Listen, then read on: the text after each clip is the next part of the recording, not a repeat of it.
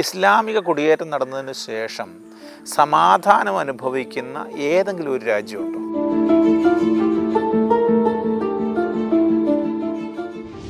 അച്ഛാ, എണ്ണി അച്ഛൻ പറയുകയുണ്ടായി കുടിയേറ്റത്തിൻ്റെ പരിണിത ഫലങ്ങൾ ഭീകര പ്രവർത്തനങ്ങളാണെന്ന്. നിരവധി ഭീകര പ്രവർത്തനങ്ങൾ ഇന്ന് ലോകത്ത് നടന്നുകൊണ്ടിരിക്കുന്ന കാര്യങ്ങൾ മനസ്സിലാക്കണമെങ്കിൽ, സത്യസന്ധമായിട്ട് മനസ്സിലാക്കണമെങ്കിൽ, നമ്മുടെ നാട്ടിലുള്ള ഈ പേപ്പറുകൾ വായിച്ചുകൊണ്ടിട്ട് വലിയ കാര്യമൊന്നും ഉണ്ടെന്ന് തോന്നുന്നില്ല. അവർ സത്യം റിപ്പോർട്ട് ചെയ്യാറില്ല. പിന്നെ താല്പര്യങ്ങളുണ്ട്. പുറത്തുള്ള കുറച്ച് മാധ്യമങ്ങളും മറ്റു വാർത്തകളൊക്കെ വായിക്കാൻ തുടങ്ങുമ്പോൾ മാത്രമേ ലോകത്ത് നടക്കുന്ന കാര്യങ്ങൾ നമുക്ക് മനസ്സിലാവുകയുള്ളൂ. ചില ലക്ഷ്യങ്ങൾ മുൻനിർത്തിക്കൊണ്ട് ഹമാസ് പോലെയുള്ള ഭീകര സംഘടനകൾ സൃഷ്ടിക്കുന്ന അഭയാർത്ഥി പ്രവാഹങ്ങൾ, ഏകദേശം 219 തീവ്രവാദികൾ നടത്തിയ 3046 പരം കൊലപാതകങ്ങൾ, കുടിയേറ്റവുമായി ബന്ധപ്പെട്ട് ട്രംപിൻ്റെ നിലപാടുകളും അത് എത്രത്തോളം ലോകരാഷ്ട്രങ്ങളെ സ്വാധീനിക്കുന്നുവെന്നും ഇന്ന് നമ്മോടൊപ്പം പങ്കുവയ്ക്കാൻ എത്തിയിരിക്കുന്നത് ബഹുമാനപ്പെട്ട ഇന്നിൻ്റെ പ്രവാചക ശബ്ദമായ തറേക്കടവിലച്ചനാണ്. തുറന്നു പറഞ്ഞ തറേക്കടവിലച്ചൻ.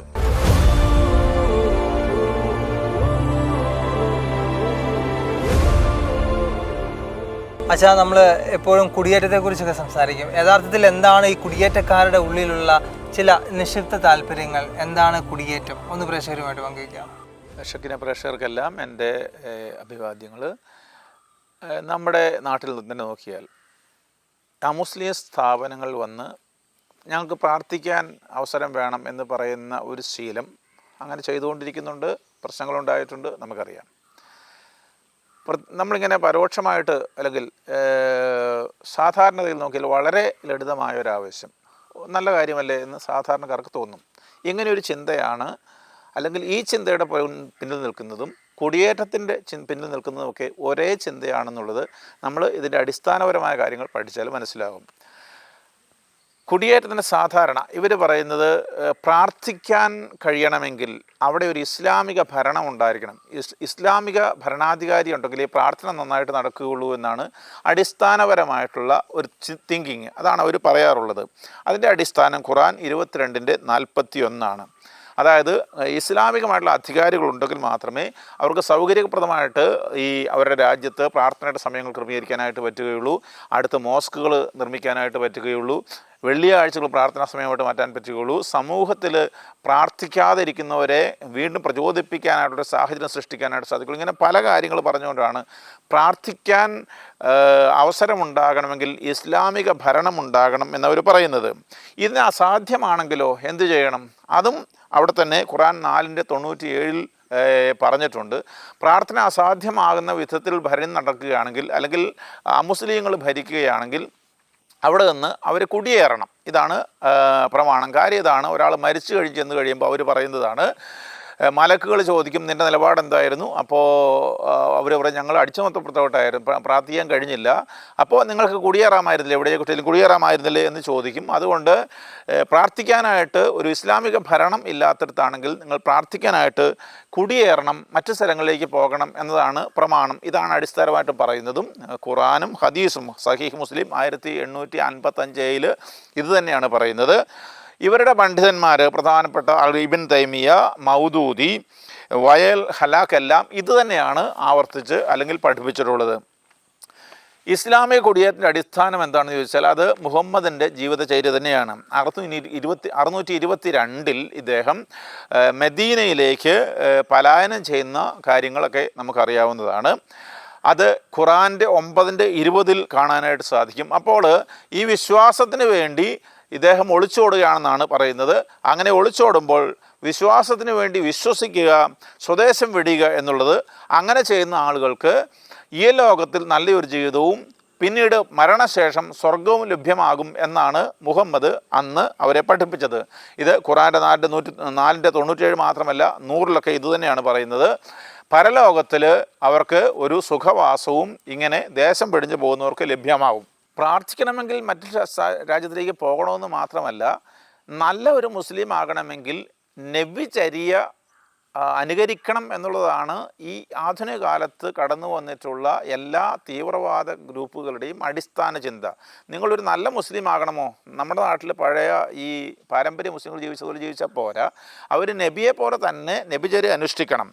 അങ്ങനെ അനുഷ്ഠിച്ചുകൊണ്ട് ഇവർ കുടിയേറുമ്പോൾ ചെന്ന സ്ഥലങ്ങളിലേക്ക് നമ്മൾ നോക്കിയാൽ കാണുന്നൊരു കാര്യം എന്താണെന്ന് പറഞ്ഞാൽ, ഇവരവിടെ ചെന്ന് ജീവിക്കുന്ന രീതിയും അവരവിടെ ഉണ്ടാക്കുന്ന പ്രശ്നങ്ങളൊക്കെ കണ്ടാൽ പ്രാർത്ഥിക്കാൻ വേണ്ടിയിട്ടാണ് ഇവർ അങ്ങോട്ട് കുടിയേറിയതെന്ന് ചിന്തിക്കാനായിട്ട് ബുദ്ധിമുട്ടാണ്. അഭയം ഒന്നാമത് ഈ അഭയം ഒരു പ്രശ്നം ഉണ്ടാകുമ്പോൾ ആളുകൾ പോവുകയാണെങ്കിൽ ഇസ്ലാമിക രാഷ്ട്രങ്ങൾ പൊതുവെ പല രാജ്യങ്ങളും ഇവർക്ക് അഭയം കൊടുക്കാറില്ല എന്നുള്ളൊരു കാര്യമാണ്. രണ്ടാമത്തെ ഒരു കാര്യം എന്താണെന്ന് പറഞ്ഞാൽ, ഇങ്ങനെ ആരെങ്കിലും അഭയം കൊടുക്കുകയാണെങ്കിൽ പിന്നെ ഇവിടെ കണ്ടമാനം പണം അങ്ങോട്ട് ഇറക്കും, എന്നിട്ട് അവിടെ മോസ്ക് ഉണ്ടാക്കുക, അവിടെ പിന്നെ തീവ്രവാദം വളർത്തുക എന്നുള്ളതാണ് പ്രധാനപ്പെട്ട പരിപാടി. ഇത് നമ്മുടെ നാട്ടിൽ നമുക്കറിയാവുന്നതാണ്. ഇപ്പോൾ പലസ്തീനയിലാണെങ്കിൽ ഈ ഗാസ മുഴുവൻ അടിച്ചു തകർത്ത് കഴിഞ്ഞപ്പോൾ ഇന്തോനേഷ്യയിലെ ഒരു സംവിധാനം, ഒരു മുസ്ലിം സംഘടന അല്ലെങ്കിൽ സംവിധാനം അവർക്ക് ഓഫർ ചെയ്തത് 100 മോസ്കുകളാണ്. അവിടെ വീടുകളും മറ്റെല്ലാം തകർന്നു കിടക്കുന്നത് അവരുടെ വിഷയമല്ല. അച്ഛാ, നമ്മൾ കഴിഞ്ഞ ദിവസങ്ങളിൽ കേൾക്കുകയുണ്ടായി, US vice president JD Vance ഇങ്ങനെ പറയുകയുണ്ടായി, യഥാർത്ഥത്തിൽ UK ഒരു ഇസ്ലാം രാഷ്ട്രമായി മാറിക്കഴിഞ്ഞിരിക്കുന്നു.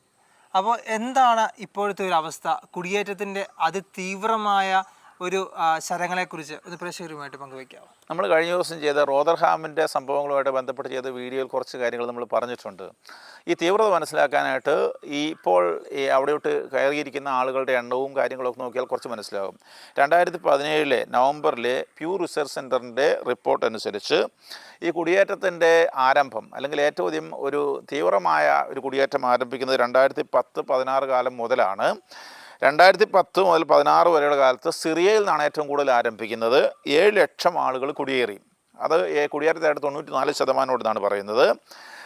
കുടിയേറിയത് ഇസ്ലാമിക് സ്റ്റേറ്റിൽ നിന്നാണ് വിചാരിക്കണം. അതായത് 90% മുസ്ലിങ്ങളുള്ള സിറിയയിൽ നിന്നാണ് മുസ്ലിങ്ങൾ പ്രാർത്ഥിക്കാൻ വേണ്ടി കയറുന്നത് കേട്ടോ. പ്രാർത്ഥിക്കാൻ വേണ്ടി യൂറോപ്പിലേക്ക്, ക്രിസ്ത്യൻ രാജ്യങ്ങളിലേക്ക് കയറുകയാണ്. അപ്പോൾ എവിടെയാണ് പ്രാർത്ഥിക്കാൻ പറ്റാത്തത് നമ്മൾ ആലോചിക്കണം.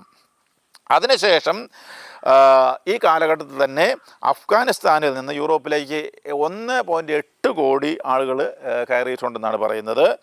ഇറാഖിൽ നിന്ന് 1.5 ലക്ഷം ആളുകൾ കയറി. പിന്നെ മൊറോക്കോയിൽ നിന്ന്, പാകിസ്ഥാനിൽ നിന്ന്, ബംഗ്ലാദേശിൽ നിന്ന്, ഇറാനിൽ നിന്ന്, ലിബിയയിൽ നിന്ന്, ജോർദാനിൽ നിന്ന്, അൾജീരിയയിൽ നിന്ന്, ഇങ്ങനെയെല്ലാം വളരെയധികം ആളുകൾ ഈ ക്രിസ്ത്യൻ രാജ്യങ്ങളിലേക്ക് കുടിയേറി. ഇങ്ങനെ അഭയാർത്ഥികളായിട്ട് പോകുന്ന ആളുകളുടെ ഏറ്റവും പ്രധാനപ്പെട്ട ലക്ഷ്യം ഇന്ന് കുറച്ച് നാളുകളായിട്ട് ജർമ്മനിയാണ്. കാര്യം എന്താണെന്ന് പറഞ്ഞാൽ 2-3 കാര്യങ്ങൾ അതിനകത്തുണ്ട്. ഒന്ന്, വളരെ ശക്തമായിട്ടുള്ള ഒരു എക്കോണമി അവിടെയുണ്ട്, സാമ്പത്തിക വ്യവസ്ഥയുണ്ട്. പിന്നെ ചെല്ലുന്നവരെ സ്വീകരിച്ച് അവർക്ക് ശുശ്രൂഷിക്കാൻ വെൽഫെയർ സ്കീമുകളുണ്ട്. വളരെ തുറന്ന ഒരു പോളിസിയാണ്. ഇതിനേക്കാൾ എല്ലാം അപ്പുറത്ത് ഏറ്റവും അപകടകരമായിട്ട് അവർക്ക് നിൽക്കുന്നത് എന്താണെന്ന് ചോദിച്ചാൽ, ഇവരിൽ വളരെയധികം ജർമ്മൻകാർ, ഈ കിഴക്കൻ യൂറോപ്പിൽ താമസിച്ചിരുന്ന ആളുകൾ ഈ കമ്മ്യൂണിസം വന്നപ്പോൾ അവിടുന്ന് നാട് വിട്ട് ഓടേണ്ടി വന്നിട്ടുണ്ട്. അങ്ങനെ ഓടേണ്ടി വന്ന അനുഭവം ഉള്ളതുകൊണ്ട് അവരുടെ അനുഭവത്തിൽ നിന്നൊരു നന്മ സമൂഹത്തിന് കാഴ്ചവെച്ചു. അതായത് ഏതെങ്കിലും രാജ്യത്ത് ആരെങ്കിലും ഇങ്ങനെ മർദ്ദനം അനുഭവിച്ച് ഓടിപ്പോകേണ്ടി വരികയാണെങ്കിൽ ജർമ്മനി അവർക്ക് അഭയം കൊടുക്കണമെന്നൊരു ആർട്ടിക്കിൾ അവരുടെ കോൺസ്റ്റിറ്റ്യൂഷനിൽ വെച്ചിട്ടുണ്ട്. അതുകൊണ്ട് ഇതിവർ പഠിച്ചിട്ട് എല്ലാ സ്ഥലത്തും അങ്ങോട്ട് ഓടിക്കയറുകയാണ് ചെയ്തുകൊണ്ടിരിക്കുന്നത്. ഓടിക്കയറുക എന്ന് മാത്രമല്ല, അവിടെ ചെന്നിട്ട് പിന്നെയുള്ള കാര്യങ്ങളൊക്കെ നമ്മൾ പഠിച്ചാൽ വളരെ വിചിത്രമാണ്. 2015-16 കാലഘട്ടത്തിൽ ഇവർ 10 ലക്ഷം ആളുകൾ സിറിയ, ഇറാഖ്, അഫ്ഗാനിൽ നിന്ന് തന്നെ അങ്ങോട്ട് കുടിയേറിയിട്ടുണ്ട്. അവിടെയുള്ള ആകെ ജനസംഖ്യ 8.4 കോടിയാണെന്ന് പറയുന്നത്. അതിൽ 27% ഇങ്ങനെ മൈഗ്രേറ്റ് ചെയ്തതാണിപ്പോൾ. 30 ലക്ഷം അഭയാർത്ഥികൾ സിറിയയിൽ നിന്നും, റുമേനിയയിൽ നിന്നും, അഫ്ഗാനിൽ നിന്നും, ഇറാഖിൽ നിന്നും, ഉക്രൈനിൽ നിന്നുമൊക്കെ അവിടെ കയറിയിട്ടുണ്ട്. അതുകൊണ്ട് അവരുടെ ഭാവി വാസ്തവത്തിൽ വളരെ പരിതാപകരമാണെന്ന് മനസ്സിലാക്കാനായിട്ട് വലിയ ബുദ്ധിമുട്ടില്ല. അച്ഛാ, നമ്മൾ ലോക സമാധാനത്തെക്കുറിച്ചൊക്കെ പറയുമ്പോൾ കുടിയേറ്റം ഒരു ലോക സമാധാനത്തിലേക്കാണോ നയിക്കുന്നത്, അതോ ഒരു ഭീകര അന്തരീക്ഷത്തിലേക്കാണോ? യഥാർത്ഥത്തിൽ എന്താണ് കുടിയേറ്റത്തിലൂടെ നമുക്ക് വ്യക്തമായി ഇന്നത്തെ സമൂഹത്തിൽ ഓരോ രാജ്യങ്ങളിലും കാണാൻ സാധിക്കുന്നത്? നല്ല ചോദ്യമാവല്ലേ. ലോകത്തിലെ സമാധാനം, അതായത് സംസ്കാരം വളർന്നു വരുന്നത്, ദൈവം സൃഷ്ടിച്ചാണ് ഈ പ്രപഞ്ചം മുഴുവനും. പ്രപഞ്ച സൃഷ്ടാവാണ് ദൈവം. പ്രപഞ്ചം സൃഷ്ടിച്ച ദൈവം മനുഷ്യനെല്ലാം മനസാക്ഷി കൊടുത്തിട്ടുണ്ട്. അതുപോലെ വളർന്നു വരാനുള്ള സാധ്യതയും കൊടുത്തിട്ടുണ്ട്. ദൈവം അങ്ങനെ ഒരു സ്റ്റാറ്റിക് ആയിട്ടൊരു സാധനം സൃഷ്ടിച്ച് വെക്കുകയല്ലോ, അത് വളർന്നു വരും. അങ്ങനെ ലോകത്ത് മുഴുവനും ജനാധിപത്യ ചിന്തകളും സമാധാനവും വളർന്ന് യൂറോപ്പിലെ എത്ര സുരക്ഷിതമായ സ്ഥലമായിരുന്നു അറിയാമോ? നമ്മൾ ഈ ജർമ്മനിലൊക്കെ നേരത്തെ ചെന്നിട്ട് ഒരു സാധനം അവിടെ വെച്ച് മറന്നു പോയിട്ട് എത്ര നല്ല സാധനം ആയിക്കോട്ടെ, നമ്മൾ മറന്നു പോയിട്ട് തിരിച്ചു ചെന്നാൽ അവിടെ ഇരിപ്പുണ്ട്, റെയിൽവേ സ്റ്റേഷനൊക്കെ ഇരിപ്പുണ്ടാവും, ഒരു കുഴപ്പമില്ലായിരുന്നു. അവിടെ ഇപ്പോൾ വന്നിരിക്കുന്ന മാറ്റങ്ങൾ നമ്മൾ കാണേണ്ടതാണ് വാസ്തവത്തിൽ. അപ്പോൾ കുടിയേറ്റം കൊണ്ടുണ്ടായതാണ് ലോക സമാധാനം തടഞ്ഞു. എത്രയോ നൂറുകണക്കിന് തീവ്രവാദ സംഘടനകൾ ലോകം മുഴുവൻ പ്രവർത്തിച്ചുകൊണ്ടിരിക്കുകയാണ്. ഇനി ഇവർക്ക് ലോകത്തുള്ള ഒരു ജനതയുമായിട്ട് സമാധാനത്തിൽ കഴിയാൻ പറ്റില്ല. നമുക്കറിയാം നമ്മുടെ ഇന്ത്യയിൽ നടക്കുന്നത് നമുക്കറിയാം എന്തുമാത്രം പ്രശ്നങ്ങളാണ്. പണ്ട് എത്രയോ ഒരു 20 വർഷം മുമ്പ് നോക്കിയാൽ, തീവ്രവാദം വരുന്നതിന് മുമ്പ് നോക്കിയാൽ എത്രയോ ശാന്തമായ സുഖമായിട്ട് ജീവിച്ചുകൊണ്ട് നമുക്ക് നമ്മുടെ മക്കളെയൊക്കെ സുരക്ഷിതമായിട്ട് ഈ നമ്മുടെ സ്കൂളുകളിലേക്ക് ഇറക്കി വിടാമായിരുന്നു. ഒരു കുഴപ്പമില്ല. കാരണം എല്ലാവരും അവരെ സംരക്ഷിക്കുമായിരുന്നു. ഇന്നത്തെ കാര്യം എങ്ങനെയാണ് നമുക്കറിയാമല്ലോ. ഈ ലവ് ജിഹാദ് പ്രശ്നങ്ങൾ ഈ ജനുവരി തന്നെ എത്ര കേസുകളാണ് വന്ന് കാണിച്ചത്. ഇവർ നമ്മുടെ ഇനി ഇന്ത്യ കഴിഞ്ഞാൽ മ്യാൻമർ ബുദ്ധമതക്കാരാണ് അവിടെ. എന്താ സംഭവിച്ചത്? അവിടെ നിന്നാണല്ലോ ഇപ്പോൾ ഈ റോഹിംഗ്യൻസ് എല്ലാം അങ്ങോട്ട് വരുന്നത്. ഇവർ ഇംഗ്ലണ്ടിൽ ഇപ്പോൾ ഒരു ക്രിസ്ത്യൻ രാജ്യമാണെന്ന് പറയും. ഇപ്പോൾ അതാണ് നമ്മൾ പറയുന്നത് ഇസ്ലാമിക രാജ്യമാകാൻ പോവുകയാണെന്ന് പറയുന്നത്. തീവ്രവാദം കയറി നമ്മൾ കഴിഞ്ഞ ആഴ്ച ഒരു വീഡിയോ ചെയ്തിരുന്നത്. അമേരിക്കയിൽ എന്താണ് സംഭവിച്ചത്? സ്വാതന്ത്ര്യത്തെക്കുറിച്ച് പറഞ്ഞാൽ ജർമ്മനിയിലും ഫ്രാൻസിലൊക്കെ എന്താ സംഭവിച്ചത്? പിന്നെ ഈ ഒരു നിരീശ്വരവാദ രാജ്യം എന്ന് പറയാവുന്ന സ്വീഡനിൽ എന്താണ് സംഭവിച്ചത്? എവിടെ ചെന്നാലും സമാധാനമില്ലാത്തൊരു സംവിധാനമാണ്. കാര്യം എന്താണ്? കുടിയേറ്റം ജീവിക്കാൻ വേണ്ടിയിട്ടുള്ളതല്ല, കുടിയേറ്റം ജിഹാദിന് വേണ്ടിയിട്ടുള്ളതാണ്. മുഗൾ ഭരണകാലത്തും പോർച്ചുഗീസ് ഭരണകാലത്തും കുറച്ചുകൂടെ മുസ്ലിങ്ങൾ അങ്ങോട്ട് വന്നിട്ടുണ്ട്. ബ്രിട്ടീഷ് ഭരണകാലം 1824 മുതൽ 1947 വരെയുള്ള കാലത്ത് ഇവർ ഈ ജോലിക്ക് വേണ്ടിയൊക്കെ ഈ കുടിയേറ്റം പ്രോത്സാഹിപ്പിച്ചിരുന്നു. അപ്പോൾ ഇന്ത്യയിൽ നിന്ന് പറഞ്ഞാൽ ബംഗ്ലാദേശിൽ നിന്ന് അന്ന് കുറേയധികം ആളുകൾ അങ്ങോട്ട് കുടിയേറിയിട്ടുണ്ട്. ആളുകൾ കൂടുതൽ കയറിയപ്പോഴത്തേക്കും പ്രാദേശികവാദമൊക്കെ ഉയർന്നു തുടങ്ങി. 48 ഇവർക്ക് സ്വാതന്ത്ര്യം കിട്ടി. മ്യാൻമറിൽ സ്വാതന്ത്ര്യം കിട്ടി കഴിഞ്ഞപ്പോൾ ഈ ജാതി ചിന്ത കൂടുതൽ ശക്തിപ്പെട്ടു. അപ്പോൾ റോഹിംഗ്യർക്ക് അവരെ പ്രത്യേകമായ ഒരു വിഭാഗമായിട്ട് പരിഗണിക്കണമെന്നുള്ള ആവശ്യം ഉയർന്നു. ഇത് നമുക്ക് മനസ്സിലാക്കാം, വളരെ സിമ്പിളാണ്. ഈ ഇന്ത്യയിൽ എല്ലാവരും ഒരുപോലെ തുല്യമായിട്ട് ജീവിച്ചുകൊണ്ടിരുന്നപ്പോഴാണ് ഈ കോൺഗ്രസ് സർക്കാർ ഇവിടെ നമുക്ക് സച്ചാർ കമ്മിറ്റി അവരെ ഉദ്ധരിക്കണമെന്ന് പറഞ്ഞുകൊണ്ടിരുന്നത്. എന്താ അങ്ങനെ ഒരു ഉദ്ധാരണം? അതിനുശേഷം അതിൻ്റെ ചുവട് പിടിച്ചുകൊണ്ട് ഇവിടെ പാലോളി മുഹമ്മദ് കുട്ടി കമ്മിറ്റി വരുന്നു. എന്നിട്ട് ഇവിടെയുള്ള ഒരു വിഭാഗത്തിന് പ്രത്യേക പരിഗണനയും കാര്യങ്ങളും എല്ലാം ചെയ്തുകൊണ്ടിരിക്കുകയാണ്. ഇത് ഇവിടെ ഇങ്ങനെ കാര്യം വന്നപ്പോൾ അവർ ചില ബോധമുള്ളവരാണ്. അതുകൊണ്ട് അവർക്ക് അതിൽ ദേഷ്യം വന്നതുകൊണ്ട് 1982 ഒരു പൗരത്വ നിയമം പാസ്സാക്കിയപ്പോൾ ഈ പല ആളുകളും പുറത്തായിപ്പോയി. അതിനുശേഷം 2012 അതിൽ വലിയ വിപ്ലവം നടന്നവിടെ ഈ രണ്ട് വിഭാഗങ്ങളും തമ്മിൽ 2017 അവരത് അടിച്ചമർത്തി. അങ്ങനെയാണ് 7 ലക്ഷം ആളുകൾ അവിടുന്ന് ബംഗ്ലാദേശിലേക്കും മറ്റു സ്ഥലങ്ങളിലേക്കും കുടിയേറാനായിട്ട് വന്നത്. കുടിയേറാനല്ല, പുറത്താക്കപ്പെട്ടു. ഇങ്ങനെയാണ് ഒരു സമാധാനപരമായിട്ട് ജീവിക്കുന്ന സ്ഥലത്ത് ആദ്യം കച്ചവടമായിട്ട് ചെല്ലുന്നു, അതിനുശേഷം അവിടെ സ്വന്തം കാര്യങ്ങൾ നടക്കാനായിട്ട് വാദിക്കുന്നു, എന്നിട്ട് അവിടെ പ്രശ്നം സൃഷ്ടിച്ച് ഇരവാദം മുഴക്കുകയും ചെയ്യും. ഇതാണ് ഈ നമ്മുടെ ഈ അയലോക്കത്തുള്ള ഈ മ്യാൻമർ സംഭവിച്ചതെന്ന് പറയാം. ഒത്തിരി അധികം ആളുകളെ അഭയാർത്ഥികളെ സ്വീകരിച്ച രാജ്യമാണ് ജർമ്മനി. നമ്മൾ പറഞ്ഞല്ലോ, വളരെയധികം ഇന്നും സ്വീകരിച്ചുകൊണ്ടിരിക്കുന്ന ഒരു രാജ്യമാണ്. കാരണം അവിടെ ചില ഓഫീസുകളുണ്ട്, അവിടെ ചെന്ന് റിപ്പോർട്ട് ചെയ്ത് കഴിയുമ്പോഴത്തേക്കും ഇവർക്ക് അവിടെ അഡ്മിഷൻ കിട്ടുന്നത്. കാര്യം ഇങ്ങനെ ഈ ഭരണഘടനയെ കിടക്കുന്നത് കാരണം. പക്ഷേ എന്താ സംഭവിച്ചത്? ജർമ്മനിയിൽ ഒന്നാമത്തെ കാര്യം അവിടുത്തെ ക്രിസ്തീയ വിശ്വാസം തീരെ തകർന്നുപോയി. ക്രിസ്ത്യമായിട്ട് ചിന്തിക്കാനുള്ള കപ്പാസിറ്റി സമൂഹത്തിൻ്റെ നഷ്ടമായിപ്പോയി. പക്ഷെ നടന്നുകൊണ്ടിരിക്കുന്നത് എന്താണ്? വളരെ സുഖകരമായിട്ട് സന്തോഷകരമായിട്ട് ആളുകൾ ഫ്രീ ആയിട്ട് ജീവിച്ചുകൊണ്ടിരുന്നൊരു കാലം, ഒരു കുഴപ്പമില്ലാതെ. ഇനി നമുക്കല്ല യൂറോപ്യൻ യൂണിയൻ്റെ ഇടയിൽ കൂടെ നമുക്ക് ബൗണ്ടറീസ് ഒന്നുമില്ല. ഇങ്ങനെയൊക്കെ വരാൻ കാര്യം എന്താണ്? പട്ടാളമില്ലാത്ത രാജ്യങ്ങൾ യൂറോപ്പിലുണ്ട്. ഇതൊന്നും ആവശ്യമില്ല. കാര്യം മനുഷ്യനായിട്ട് ജീവിക്കുന്ന സംസ്കാരമുള്ള സ്ഥലമാണ്. പട്ടാളമില്ലാത്ത രാജ്യങ്ങളുണ്ടല്ലോ യൂറോപ്പിൽ. അതെന്തുകൊണ്ടാണ്? അതിൻ്റെ ഒരു ആവശ്യമില്ല. കാരണം മനുഷ്യനായിട്ട് ജീവിക്കുന്നതാണ്, വെട്ടാൻ കൊല്ലാൻ ജീവിക്കുന്നതല്ല. അത് പൈശാചിക ജീവിതമല്ല അങ്ങനെ. അപ്പോൾ പക്ഷേ അവർക്ക് വിശ്വാസപരമായിട്ട് നഷ്ടം സംഭവിച്ചു. ഇങ്ങനെ സംഭവിച്ചപ്പോൾ ജർമ്മനിലും സംഭവിച്ചു. നമ്മൾ ചില സംഭവങ്ങൾ ഇപ്പോൾ നിങ്ങൾ ആരെങ്കിലും ജർമ്മനിലുള്ള ആരെങ്കിലും വിളിച്ച് ചോദിക്കുക എന്താ സംഭവിച്ചുകൊണ്ടിരിക്കുന്നത്, അവർ അസ്വസ്ഥമാണ്. എത്ര സംഭവങ്ങൾ വളരെ പ്രത്യേകമായിട്ട് ക്രിസ്തുവിൻ്റെ ശത്രു എന്ന് ഞാൻ പറയാൻ കാര്യം എന്താണെന്നറിയാമോ? ജർമ്മനിൽ നടക്കുന്ന ഈ ടെററിസ്റ്റ് ആക്രമണങ്ങൾ നോക്കിയാൽ പ്രത്യേകിച്ച് ക്രിസ്തുമസ് കാലത്ത് ആക്രമിക്കാൻ അവർ പരിശ്രമിക്കുന്നുണ്ട്. 2016 ബെർലിനിൽ ഒരു ക്രിസ്തുമസ് മാർക്കറ്റിലേക്ക് ഒരു അറ്റാക്ക് നടത്തുന്നു.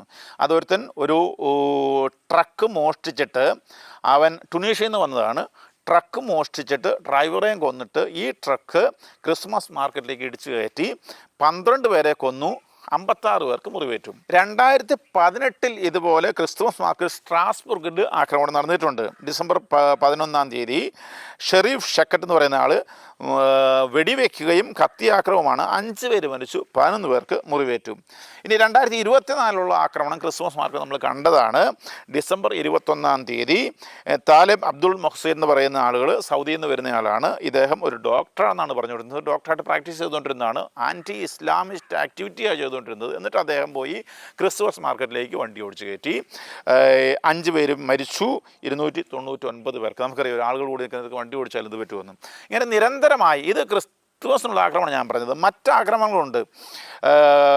2016 ജൂലൈ 18 വ്യൂർസ്ബുർഗിൽ ട്രെയിനിൽ കയറിയിട്ട് അഫ്ഗാനിൽ നിന്ന് വന്ന ഒരാളാണ് റിയാസ് ഖാൻ അഹമ്മദ് സായി എന്ന് പറയുന്ന ആൾ. 17 വയസ്സേ ഉള്ളൂ കേട്ടോ. ഇദ്ദേഹം കയറിയിട്ട് ഒരു കോടാലിയും കത്തി ഉപയോഗിച്ചുകൊണ്ട് 5 പേരെ ആക്രമിച്ച് മുറിപ്പെടുത്തി. നമ്മുടെ നാട്ടിലാണെങ്കിൽ അങ്ങോട്ടുണ്ടെങ്കിൽ ഒരു മൈനറാണ്, അവരുടെ ഭാവി കളയരുത്. നമ്മുടെ നാട്ടിലെ രാഷ്ട്രീയക്കാർ ഇറങ്ങിയനെ. ഇത് നമ്മുടെ നാട്ടിലൊരു ശാപമായിട്ട് മാറി രാഷ്ട്രീയക്കാർ. 2016 ജൂലൈ 24 ആൻസ്ബാക്കിൽ ഒരു സൂയിസൈഡ് അറ്റംപ്റ്റ് നടന്നിട്ടുണ്ട്. സിറിയയിൽ നിന്ന് വന്ന ഒരു അഭയാർത്ഥിയാണ് മുഹമ്മദ്. ഒരു മ്യൂസിക് പരിപാടിയുടെ ഇടയ്ക്ക് കയറി 15 പേരെ മുറിവേൽപ്പിച്ചു. 2017 ജൂലൈ 28 ഹംബൂർഗ് സൂപ്പർ മാർക്കറ്റിൽ കത്തിയാക്രമണമാണ്. പലസ്തീനിൽ നിന്ന് വന്ന അഭയാർത്ഥിയാണ്. ഒരാൾ മരിച്ചു, 6 പേർക്ക് മുറിവേറ്റു.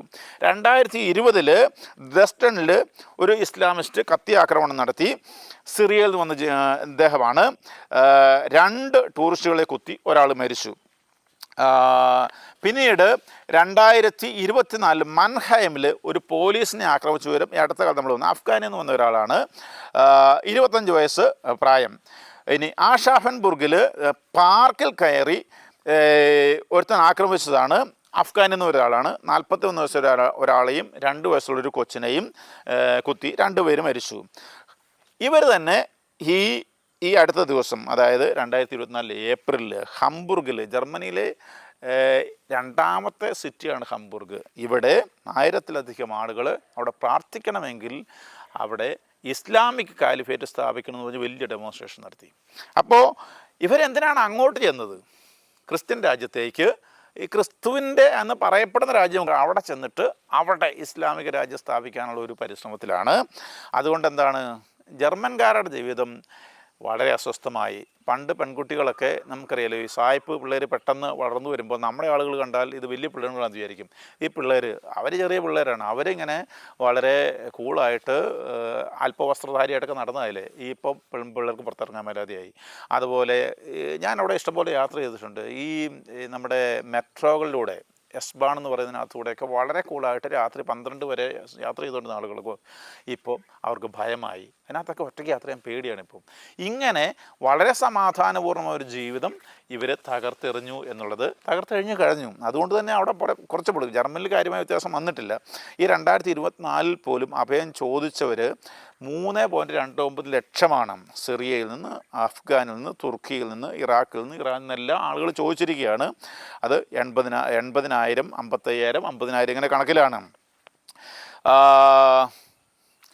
30% അഭയാർത്ഥികൾ ഇവരാണ് സ്വീകരിച്ചതെന്ന്, ജർമ്മൻകാരാണ് സ്വീകരിച്ചതെന്ന് പറയുന്നത്. ഇവർ പുതിയൊരു ന്യൂ സിറ്റിസൺഷിപ്പ് ലോ കൊണ്ടുവന്നിട്ടുണ്ട് 2024. അതുകൊണ്ട് ഇവർക്ക് പൗരത്വം കിട്ടുക എളുപ്പമാക്കിയെന്ന് പറയുന്നത്. അതായത് നമ്മുടെ നാട്ടിലുള്ള രാഷ്ട്രീയക്കാരെക്കാളും മോശം രാഷ്ട്രീയക്കാരാണ് ഈ ജർമ്മനിൽ ഇപ്പോൾ ഇരിക്കുന്നത്. അവർ നിയമങ്ങളൊക്കെ അയച്ചയച്ച് കൊടുത്തുകൊണ്ടിരിക്കുകയാണ്. അതുകൊണ്ട് തന്നെ തീവ്ര വലതുപക്ഷം അവിടെ ശക്തി പ്രാപിച്ചെങ്കിൽ വരികയാണ്. പണ്ടുണ്ടായിരുന്നൊരു സംവിധാനത്തിലേക്ക് വന്നുകൊണ്ടിരിക്കുകയാണ്. ഈ 23 ഇലക്ഷൻ നടക്കുന്നുണ്ട്. അതിനകത്ത് ഈ വലതുപക്ഷം ജയിക്കുമെന്നാണ് ഒരു കണക്കൂട്ടൽ പലരുടെയും. കാര്യം അവർ മടുത്തു.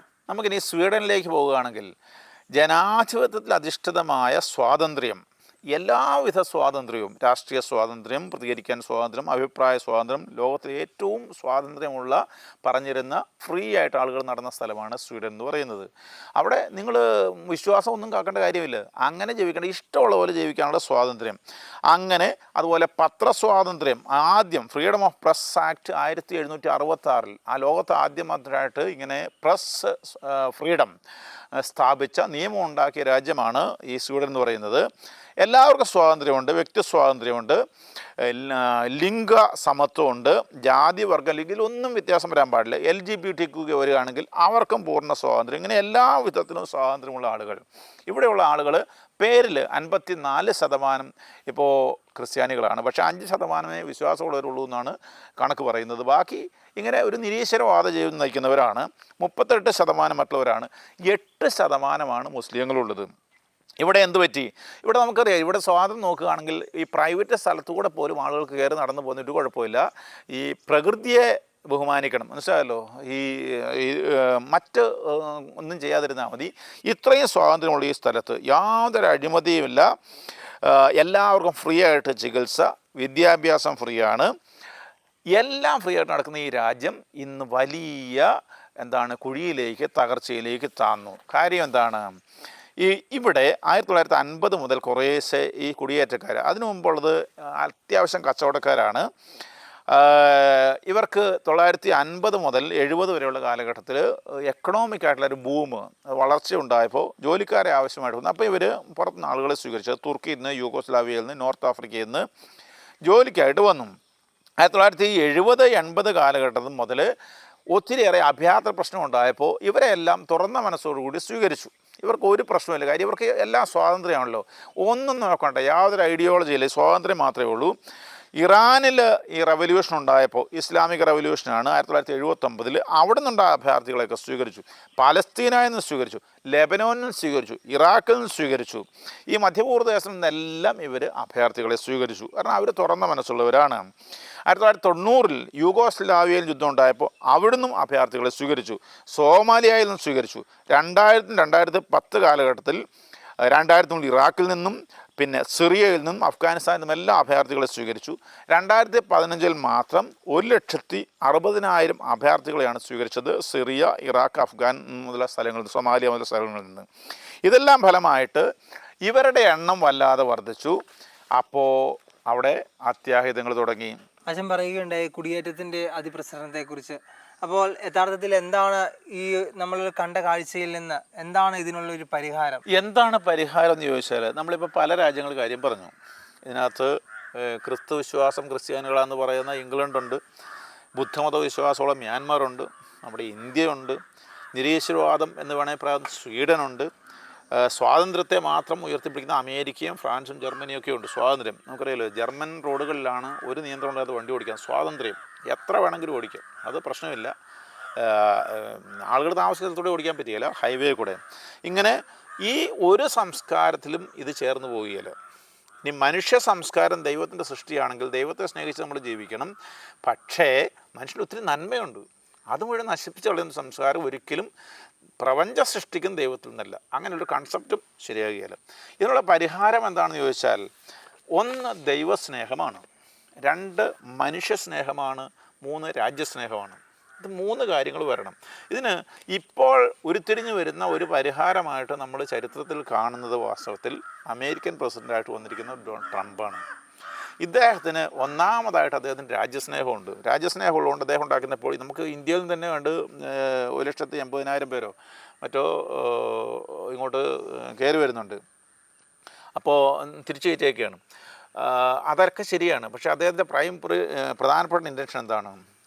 അമേരിക്ക, അദ്ദേഹത്തിൻ്റെ രാജ്യസ്നേഹമാണ്. അതിർത്തി കാക്കാനായിട്ട് അദ്ദേഹം ബൗണ്ടറി കെട്ടുകയാണ്. കാരണം അങ്ങോട്ട് കണ്ടമാനം ഈ കുടിയേറ്റം പ്രശ്നങ്ങളൊക്കെ നടക്കുകയാണ്.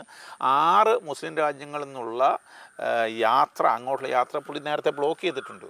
അതുകൊണ്ട് തന്നെ ഒത്തിരി പ്രശ്നങ്ങൾ അവിടെ കുറഞ്ഞു എന്ന് അമേരിക്കക്കാർ പറയും. ചില അന്തർദേശീയമായിട്ടുള്ള കരാറുകളിൽ നിന്ന് അദ്ദേഹം പിന്മാറി. ഉദാഹരണം പറഞ്ഞ പാരീസ് ക്ലൈമറ്റ് അക്കോർഡിൽ നിന്ന്, ഇറാൻ ന്യൂക്ലിയർ ഡീലിൽ നിന്ന്, ട്രാൻസ് പസഫിക് പാർട്ട്ണർഷിപ്പിൽ നിന്ന് അദ്ദേഹം പിന്മാറി. കാരണം അദ്ദേഹത്തിൻ്റെ രാജ്യത്തിൻ്റെ താല്പര്യങ്ങൾക്കത് ചേരുന്നതല്ല എന്ന് മനസ്സിലായപ്പോൾ അദ്ദേഹം പിന്മാറി. വളരെ കടുത്ത നിലപാടുകൾ അദ്ദേഹം എടുക്കുകയാണ്. ഇസ്രായേലും അറബ് രാജ്യങ്ങളുമായിട്ടുള്ള ബന്ധം മെച്ചപ്പെടുത്താനായിട്ട് പല കാര്യം ചെയ്യുന്നുണ്ട്. ഇപ്പോഴും അദ്ദേഹം പ്രശ്നം തീർക്കാനുള്ള ഒരു പരിശ്രമം നടത്തുന്നതായിട്ട് നമുക്ക് മീഡിയകളോട് വായിക്കാൻ കഴിയും. മരുന്നുകളുടെ വില കുറച്ചു, അവിടുത്തെ കച്ചവടങ്ങൾ, അകത്തുള്ള ആളുകളുടെ കച്ചവടങ്ങൾ വർദ്ധിപ്പിച്ചെടുത്തു, COVID-19 ബന്ധപ്പെട്ടുള്ള മരുന്നുകൾ കണ്ടുപിടിക്കാനായിട്ട് പുതിയൊരു സംവിധാനങ്ങൾ തന്നെ, ഇങ്ങനെ കുറേ കാര്യങ്ങൾ രാജ്യസ്നേഹപരമായിട്ട് അദ്ദേഹം ചെയ്തിട്ടുണ്ട്. അതുകൊണ്ട് അമേരിക്കക്കാർ ആ കാര്യത്തിൽ വളരെ സംതൃപ്തരായതുകൊണ്ടാണ് അദ്ദേഹം ജയിച്ചു വരാനായിട്ട് ഇടവന്നത്. ഇനി ദൈവസ്നേഹവും വിശ്വാസത്തെക്കുറിച്ച് പറയുകയാണെങ്കിൽ വളരെ പ്രധാനപ്പെട്ട നമ്മൾ അറിഞ്ഞിരിക്കേണ്ട കാര്യങ്ങളുണ്ട്. ട്രംപ് ചെയ്യുന്ന പരിപാടി എന്താണ്? അദ്ദേഹത്തിൻ്റെ കയ്യിൽ എപ്പോഴും ബൈബിൾ ഉണ്ടായിരിക്കും. അമേരിക്കക്കാർക്ക് നാണക്കേടാണ് സാധാരണ കേട്ടോ, ബൈബിൾ കൊണ്ട് നടക്കുക എന്നൊക്കെ പറയുന്നത് നാണക്കേടാണ്. വിദ്യാലയങ്ങളിൽ മറ്റ് വിഷയങ്ങൾ പോലെ തന്നെ ബൈബിളിനും അദ്ദേഹം പ്രോത്സാഹനം കൊടുക്കുന്നു എന്നുള്ള പ്രധാനപ്പെട്ടതാണ്. വചനത്തിനെതിരാണ് ഇവരുടെ നിലപാടുകളിൽ നിന്ന്. അതുകൊണ്ട് തന്നെ ഇദ്ദേഹം വചനം മുറുകെ പിടിച്ചുകൊണ്ടാണ് ട്രംപ് മുമ്പോട്ട് പോകുന്നത്. അദ്ദേഹം കയ്യിലൊരു ബൈബിൾ എപ്പോഴും കൊണ്ടു നടക്കാറുണ്ടെന്നാണ് പറയുക. വിദ്യാലയങ്ങളിൽ, അമേരിക്കൻ വിദ്യാലയങ്ങളിൽ മറ്റു വിഷയങ്ങൾ പോലെ തന്നെ ബൈബിൾ പഠനത്തിനും അദ്ദേഹം പ്രോത്സാഹനം നൽകുന്നുണ്ട്. വിശ്വാസികൾക്കെതിരെ അമേരിക്കയിലുള്ള ഡിസ്ക്രിമിനേഷൻ അദ്ദേഹം അവസാനിപ്പിച്ചു. ഉദാഹരണം പറയാം, നമ്മുടെ നാട്ടിൽ അമേരിക്കയിൽ താമസമുള്ള ചില ആളുകളെ കണ്ടപ്പോൾ അവർ പറയുകയുണ്ടായി, സ്കൂളുകളിൽ നിന്ന് പുറത്തു വരുന്ന കുട്ടികൾക്ക് വിശ്വാസം കേൾക്കാൻ ഇഷ്ടമില്ല. കാര്യം എന്താണെന്നറിയാമോ? പാഠ്യപദ്ധതി അങ്ങനെ വെച്ചിരിക്കുകയാണ്. നമ്മുടെ നാട്ടിൽ പോലും ഞങ്ങളൊക്കെ പഠിച്ചിരുന്ന അവസരത്തിൽ ഇപ്പോൾ എനിക്ക് അറിഞ്ഞുകൂടെ എങ്ങനെ നടക്കുന്നതെന്ന്. ക്രിസ്ത്യാനികളെക്കുറിച്ച് സ്കൂളിലെ ചരിത്രത്തിലുള്ള ആകെ കുരിശ് യുദ്ധത്തെക്കുറിച്ച് മാത്രമാണ്. ഇങ്ങനെ മോശമായിട്ട് ചിത്രീകരിക്കുന്നത് അതിൻ്റെ മൂർധന്യത്തിൽ അമേരിക്കയിൽ ഉണ്ടായിരുന്നതാണ്. അദ്ദേഹം അത് ഒഴിവാക്കുക. അതായത് ക്രിസ്ത്യ വിശ്വാസം പ്രോത്സാഹിപ്പിക്കുന്നു. പ്രോ ലൈഫ് മൂവ്മെൻറ്റുകൾ അദ്ദേഹം പ്രോത്സാഹിപ്പിക്കാറുണ്ട്. അന്തർദേശീയമായിട്ട് മതസ്വാതന്ത്ര്യം പ്രോത്സാഹിപ്പിക്കുന്നുണ്ട്. ഈശോയെയും ബൈബിളും കോട്ട് ചെയ്യുന്ന രീതി അദ്ദേഹത്തിനുണ്ട് പരസ്യമായിട്ട്. ഞായറാഴ്ച പ്രാർത്ഥനാജനമായിട്ട് ആചരിക്കാൻ അദ്ദേഹം പ്രോത്സാഹിപ്പിക്കുന്നു. എല്ലാ വീടുകളിലും ഒരു ബൈബിൾ വേണം അദ്ദേഹം ആവർത്തിച്ച് പറയാറുണ്ട്. പിന്നെ വളരെ പ്രധാനമായിട്ട് മെറി ക്രിസ്മസ് എന്ന് തന്നെ അദ്ദേഹം പറയും. പല അമേരിക്കക്കാരും ഹാപ്പി ഹോളിഡേയ്സിനെ പറയാറുള്ളൂ. മെറി ക്രിസ്മസ് തന്നെ അദ്ദേഹം പബ്ലിക്കായിട്ട് പറയുന്നു. അദ്ദേഹം അബോർഷനെതിരാണ്, ജീവനെതിരെയാണ്. അബോർഷൻ തീരെ, അതായത് അപകടകരമായ സാഹചര്യങ്ങളിൽ അദ്ദേഹം അനുവദിക്കുന്നില്ല എന്നല്ല, പോളിസിക്കെതിരാണ്. കോടതിയിൽ ഈ ഇങ്ങനെയുള്ള ക്രിസ്തീയമായിട്ടുള്ള വാല്യൂ ഹോൾഡ് ചെയ്യാത്ത സാഹചര്യത്തിൽ എന്ന് വേണം വിചാരിക്കാനായിട്ട് കൺസർവേറ്റീവായിട്ടുള്ള ജഡ്ജിമാരെ കൂടുതൽ നിയമിക്കാനായിട്ട് അദ്ദേഹം പരിശ്രമിക്കുന്നുണ്ട്. LGBTQ അങ്ങനൊരു സാധനം ഇല്ലെന്ന് അദ്ദേഹം പറഞ്ഞു. അത് ബൈബിളിൻ്റെ നിലപാട് തന്നെയാണ്. അത് എക്സെപ്ഷനായിട്ട് ലോകത്തുണ്ട്. അതിനെക്കുറിച്ച് നമ്മൾ നിയമം ഉണ്ടാക്കിയെടുക്കുകയല്ല ചെയ്യുന്നത്. അദ്ദേഹം പറയുന്നത് ഒന്നെങ്കിൽ മെയിൽ അല്ലെങ്കിൽ ഫീമെയിൽ. കാര്യം എന്താണെന്ന് പറഞ്ഞാൽ അമേരിക്കക്കാർ മടുത്തു എന്നാണ് പറയുക. ഈവന്മാർക്ക് പെൺപിള്ളേരുടെ ബാത്റൂമിലെല്ലാം പരസ്യമായിട്ട് അക്സസ് വേണം എന്നുള്ളൊരു നിലയിൽ അവിടെ എത്തിയപ്പോൾ അവർ മടുത്തു. അപ്പോൾ വിശ്വാസവുമായി ചേർന്ന് നിൽക്കാതെ നമുക്കൊരിക്കലും വിശ്വാസത്തിനെതിരെയുള്ള ശക്തിക്കെതിരെ പോരാടാൻ കഴിയുകയില്ല. അത് എല്ലാ രാജ്യങ്ങളും അടിസ്ഥാനപരമായിട്ട് നന്മയുടെ വിശ്വാസത്തിലേക്ക് തിരിച്ചു പോവുക തന്നെ വേണം ഇതിനെതിരെ യുദ്ധം ചെയ്യാമെന്നാണ് ഞാൻ കരുതുന്നത്. കാരണം ഇവരെല്ലാവർക്കും എതിരാണല്ലോ. ഇനി ട്രംപിൻ്റെ ഈ പോളിസികളുടെ കൂടെ നിൽക്കുന്ന മറ്റൊരു പ്രത്യേകത എന്താണെന്ന് ചോദിച്ചാൽ വളരെ സ്ട്രോങ് ആയിട്ടുള്ളൊരു ഫിഗറാണ് അദ്ദേഹം. അതുകൊണ്ട് തന്നെ പല യുദ്ധങ്ങളും ഒഴിവാകുമെന്ന് പറയും. ഒരു ഉദാഹരണം പറയുകയാണെങ്കിൽ 2018 ജനുവരി 1 തീയതി നമ്മുടെ നോർത്ത് കൊറിയയുടെ പ്രസിഡൻ്റായിട്ടുള്ള കിം ജോങ് ഉൻ എന്താണ് പറഞ്ഞത്? അദ്ദേഹം പറഞ്ഞു, എൻ്റെ രാജ്യത്തിലുള്ള ന്യൂക്ലിയർ ആയിട്ടുള്ള ഫെസിലിറ്റികൾക്ക് കീഴിലാണ് അമേരിക്ക മുഴുവനും. അതിൻ്റെ ബട്ടൺ എൻ്റെ മേശപ്പുറത്തുണ്ട് എന്ന് ഓർത്തുകൊള്ളണം എന്ന് അദ്ദേഹം അമേരിക്കക്കാർക്കൊരു വാണിംഗ് കൊടുക്കുകയാണ്. പിറ്റേ ദിവസം ജനുവരി 2 തീയതി ട്രംപ് ട്വീറ്റ് ചെയ്തു, അത് അവനോട് ആരെങ്കിലും പറയണം, എൻ്റെ കയ്യിൽ അതിലും വലിയൊരു ബട്ടൺ ഇരിപ്പുണ്ട്, പക്ഷേ അത് വർക്ക് ചെയ്യുന്നതും കൂടിയാണെന്ന് അവനോട് ആരെങ്കിലും പറയണം എന്ന് പറഞ്ഞു. അതോടുകൂടി കാര്യം ക്ലോസായി. വളരെ ശക്തമായ നിലപാടുകൾ, വചനത്തിന് വേണ്ടിയുള്ള നിലപാടുകൾ, പിന്നെ രാജ്യത്തിന് വേണ്ടിയുള്ള നിലപാടുകൾ, ഇങ്ങനെ പോളിസികൾ എടുക്കുന്ന രാഷ്ട്രീയക്കാരുണ്ടായാൽ മാത്രമേ ഇന്ന് ലോകത്തെമ്പാടും വ്യാപിച്ചിരിക്കുന്ന ഈ തീവ്രവാദത്തിൽ നിന്നും മാനവതയ്ക്കെതിരായിട്ടുള്ള ഈ നിലപാടുകളിൽ നിന്നും ഈ മനുഷ്യക്കുരിയിൽ നിന്നൊക്കെ ലോകത്തെ രക്ഷിക്കാനായിട്ട് സാധിക്കാമാകുകയുള്ളൂ എന്നാണ് നമുക്ക് ഇന്ന് ചിന്തിക്കാൻ കഴിയുന്നത്. കുടിയേറ്റത്തിൻ്റെ ഏറ്റവും വലിയ ഭീകരതയെക്കുറിച്ച് ഇന്ന് തുറന്നു പറഞ്ഞ് തറക്കടവിലച്ചൻ നമ്മോട് സംസാരിച്ചിരിക്കുകയാണ്. അച്ഛാ, യഥാർത്ഥത്തിൽ ഒരു കുടിയേറ്റം അതൊരു ജിഹാദാണെന്നും യഥാർത്ഥ ലക്ഷ്യം അവരുടെ നിലനിൽപ്പല്ല എന്നും ഇസ്ലാമിക രാഷ്ട്രമാണ് എന്നും വ്യക്തമായി സംസാരിച്ച ബഹുമാനപ്പെട്ട അച്ഛന് എല്ലാ പ്രേക്ഷകരുടെ പേരിലും സ്നേഹത്തോടെ ഞാൻ നന്ദി പറയുന്നു.